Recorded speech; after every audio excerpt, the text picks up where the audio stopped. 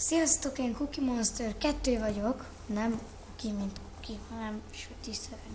És beszeretném mutatni, most Cookie Monster 1 nincs vele, egyedül vagyok, beszeretném mutatni azt, hogy hogyan kell Minecraft SP-be skint berakni. Először is kell a Windows, WinRAR, anélkül nem hiszem, hogy működne. Sőt, nem is megy. WinRAR, amit a hivatalos oldala magyarul, letöltési link a leírásban, és ez a hivatalos magyar oldala. Nyugodjatok meg. Oké, ezt töltsétek el, meg minden, és akkor jó, ugye, tudjátok, hogy kell, hogyha nem, akkor nézzétek róla. És hát ez megvan, akkor töltsétek le nektek tetszőleges skint. Én most a sütőszörny skint választottam, majd írjuk be, hogy %update %, akinek Windows XP van, az futtatás, és a futtatásba beírjátok azt, hogy %update %.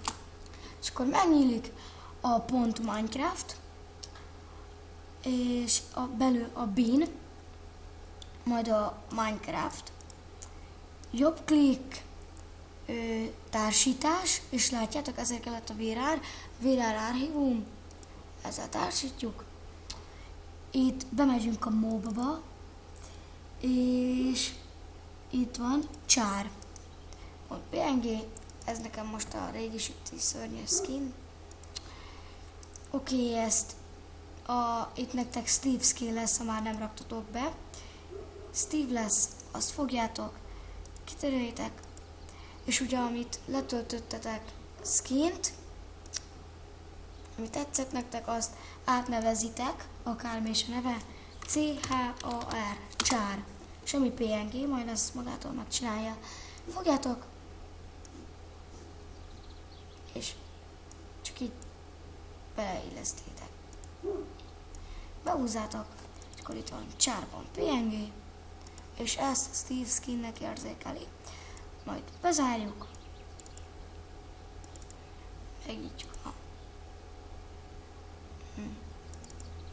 Minecraft SP-t, elindítjuk a játékot,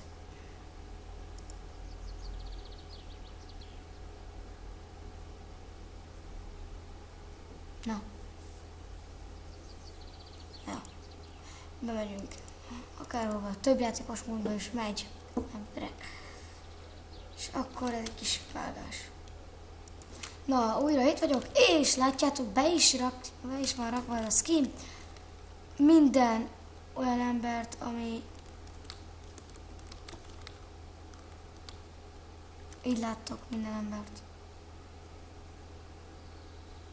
Gyönyörű, akinek szép skinje van. Akit így láttok. Na, ez a német szerver.